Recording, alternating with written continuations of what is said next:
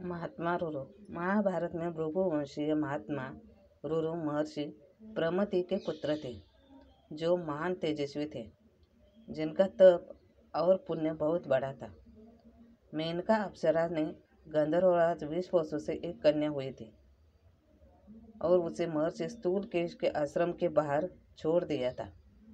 महर्षि स्थूलकेश ने जब बच्ची को देखा तो उसे आश्रम ले आए और उसका नाम प्रमोदवरा रखा गया। उसका पालन पोषण करने लगे। समय के साथ वह कन्या बड़ी हो गई।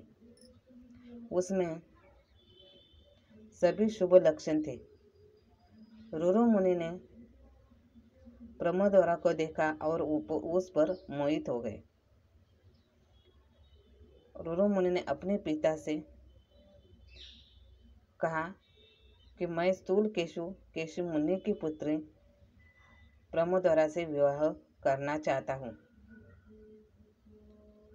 रुरु के पिता यह बात सुनकर स्थूलकेश मुनि के आश्रम जाकर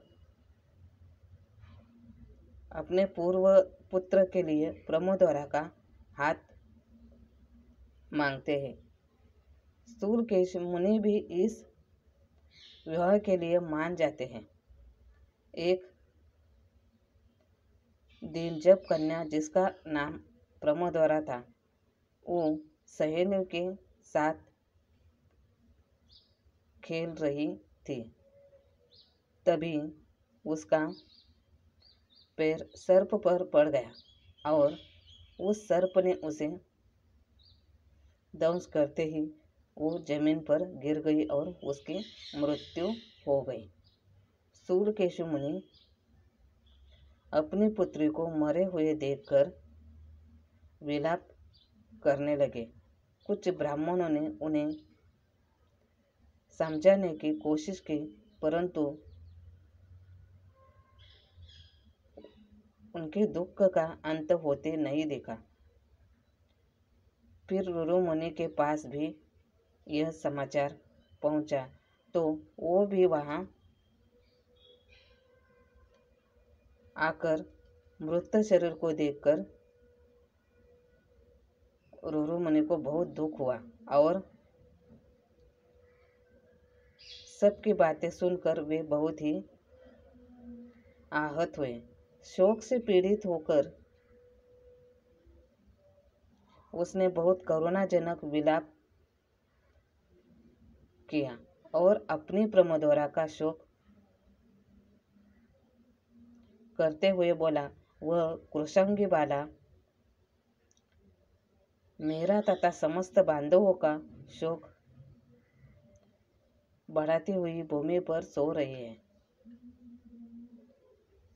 इससे बढ़कर दुख और क्या हो सकता है। यदि मैंने दान दिया हो, तपस्या की हो अथवा गुरुजनों की भली बातें आराधना की हो, तो उसके पुण्य से मेरी प्रमोदवरा जीवित हो जाए। यदि मैंने जन्म से लेकर अब तक मन और इंद्रियों पर संयम रखा हो और ब्रह्मचर्य आदि व्रतों का दृढ़तापूर्वक पालन किया हो, तो यह मेरी प्रमोदवरा अभी जी उठे। यदि मैंने अपने जीवन काल में निष्ठापूर्वक अपने माता पिता की सेवा की है, वेदों का अध्ययन किया है, सदा सच ही बोला है, किसी को दुख नहीं दिया है, तो यह प्रमोदवरा जीवित हो जाए। नहीं तो मैं अवश्य ही अपने प्राण का त्याग कर दूंगा और सर्पों का विनाश कर दूंगा। इस प्रकार जब रुरु पत्नी के लिए दुखित हो गए और अत्यंत विलाप कर रहा था, उस समय एक देवदूत उसके पास आया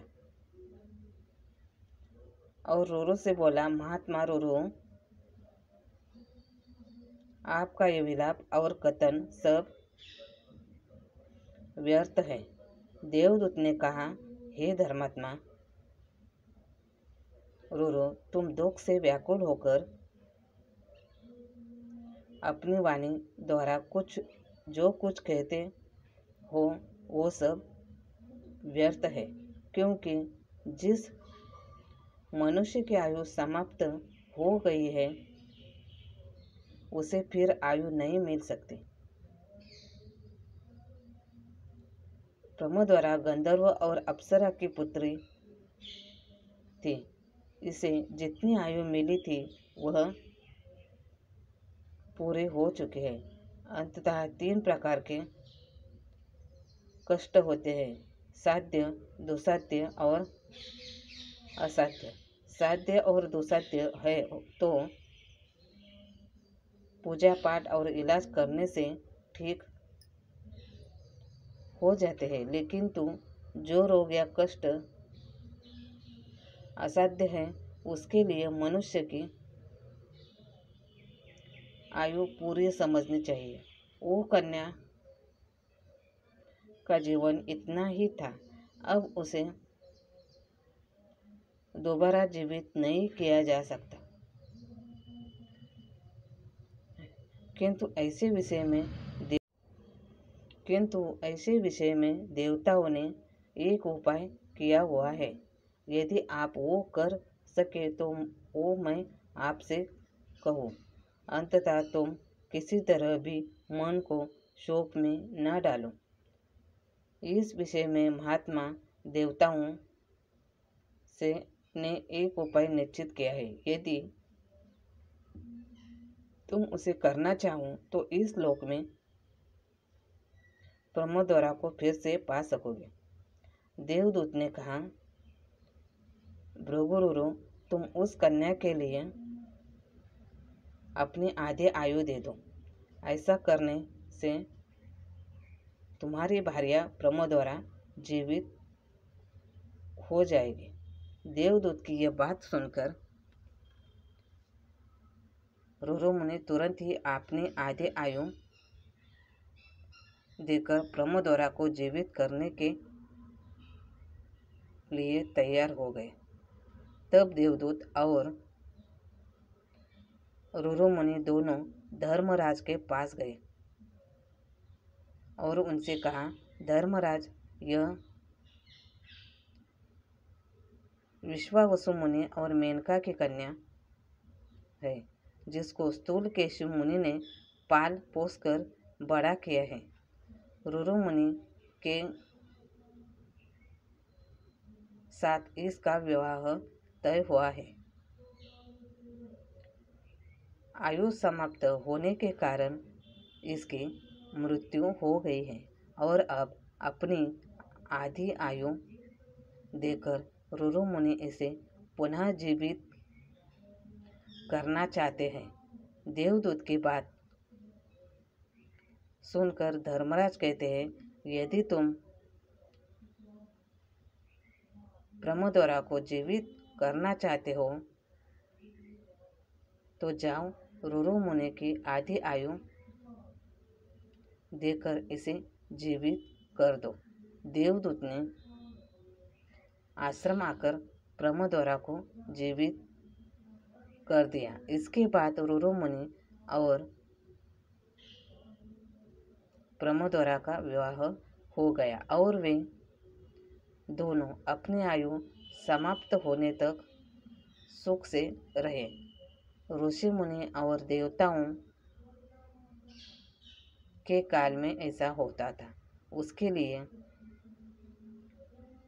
भी वो महात्मा पुण्यवान, कर्म से अच्छा, दान धर्म वाला, अपने मनोबल और अपने तपोबल से अच्छा और महान आत्मा होता था। धन्यवाद। वीडियो पसंद आया हो तो सब्सक्राइब ज़रूर करना।